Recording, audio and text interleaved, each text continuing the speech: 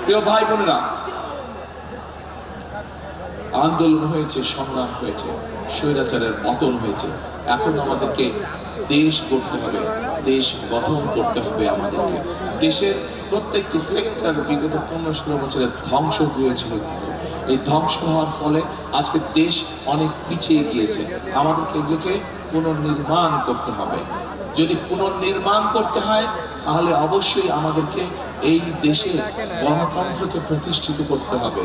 কেন প্রতিষ্ঠিত করতে হবে? কারণ গণতান্ত্রিকভাবে আপনারা যদি আপনাদের প্রতিনিধিকে নির্বাচিত করতে পারেন তাহলেই কিন্তু আপনি একমাত্র আপনার এলাকার সমস্যা, আপনার সমস্যা আপনি তার কাছে নিয়ে যেতে পারবেন। ঠিক কি কথাটা?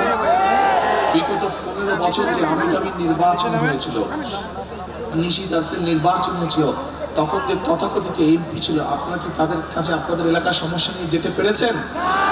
কি ভাই, যেতে পেরেছিলেন এলাকার সমস্যা নিয়ে? যাওয়া সম্ভব হবে। সেই জন্যই এলাকার সমস্যার সমাধান যদি করতে হয়, দেশের উন্নয়ন যদি করতে হয়, তাহলে অবশ্যই আমাদেরকে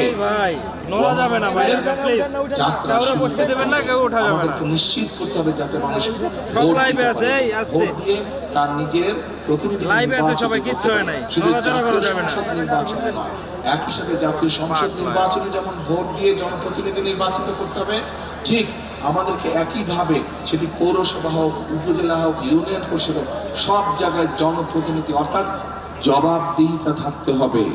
অর্থাৎ জনগণ কি চায়, যারা জনপ্রতিনিধি হবে তাদেরকে অবশ্যই জানতে হবে জনগণের সমস্যা কি।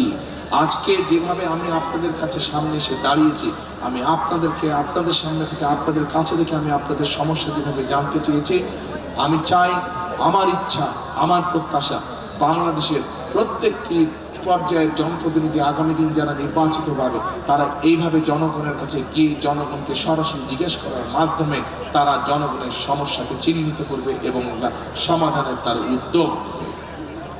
প্রিয় ভাই বোনেরা, একটু পরেই জামাত শুরু হয়ে যাবে। আজকে যেই কথাটি, আজকে এই এলাকার মূল যেই সমস্যাটি, এই ব্যাপারে আপনাদেরকে আমি আগেই বলেছি।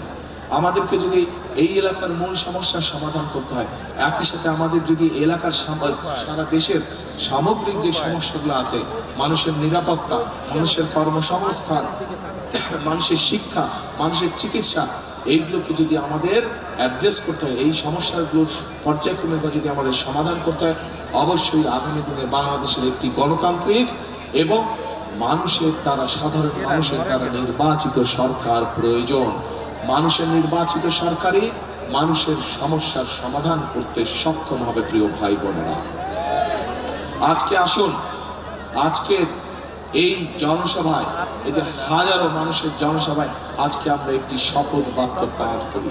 সেই শপথ বাক্যটি হচ্ছে, করব কাজ, গড়ব দেশ, সবার আগে বাংলাদেশ, সবার আগে বাংলাদেশ। কাজে আসুন, আমরা অতীতে দেখেছি এই জনগণের পাশে কারা এসে দাঁড়িয়েছে। কাজেই আমরা যদি অতীতের সবগুলো কাজ বিবেচনা করি, আমরা দেখব একমাত্র ধানের শীষকে যতবার নির্বাচিত করেছে এই দেশের মানুষ, ততবারই এই দেশের উন্নয়ন হয়েছে, দেশের মানুষের ভাগ্যের একটু হলেও পরিবর্তন হয়েছে, ভালো পরিবর্তন হয়েছে। কাজে আসুন, আমি ধানের শীষের প্রার্থী হিসাবে আপনাদের কাছে আমি ধানের শীষের পক্ষে ভোট চেয়ে যাচ্ছি। একই সাথে আপনাদেরকে আমি অনুরোধ করছি, যেই পরিকল্পনার কথাগুলো আপনাদের সামনে আমি তুলে ধরলাম, সেই পরিকল্পনাগুলোকে যদি বাস্তবায়ন করতে হয় তাহলে সমগ্র বাংলাদেশের ধানের শীষকে জয়যুক্ত করতে হবে। এবং ভাষান্তিকবাসীর আত্মীয় স্বজন, বন্ধু বান্ধব, পরিচিত জন সারা বাংলাদেশে ছড়িয়ে ছিটিয়ে আছে। আপনাদের যে সকল আত্মীয় স্বজন, বন্ধু বান্ধব সারা দেশে বিভিন্ন জায়গায় ছড়িয়ে ছিটিয়ে, আজকে আপনাদের প্রার্থী হিসাবে আপনাদের কাছে আমার বিনীত অনুরোধ, তাদের সকলকে আপনারা অনুরোধ করবেন আগামী 12 তারিখে যেন তারা ধানের শীষকে নির্বাচিত করে তাদের স্ব এলাকায়, স্ব নির্বাচন এলাকায়। কি ভাই বোনেরা, আপনাদের এলাকার সন্তান হিসেবে কি আমি এটা দাবি করতে পারি আপনাদের কাছে? ইনশাআল্লাহ। সকলে ভালো থাকবেন, ইনশাআল্লাহ সকলে সুস্থ থাকবেন। আপনাদের সাথে ইনশাআল্লাহ আবারও দেখা হবে।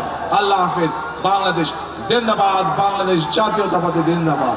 আল্লাহ হাফেজ। আসসালামু আলাইকুম।